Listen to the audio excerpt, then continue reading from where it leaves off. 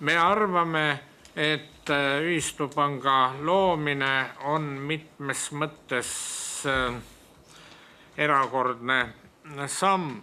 Me leiame, et selle tulemusena Eestist raha väljaviimine väheneb. Me oleme arvestanud seda, et kui võrrelda tänaste välispankade filiaalidega, siis klientide võimalused suurenevad. Esiteks teenused lähevad odavamaks. Me arvame, et teenustasude poole pealt suudab Tallinna Ühistupank olla 2 korda säästvam kui kommertspank ja selles mõttes arvelduste teostajatele on ta tõeline säästupank.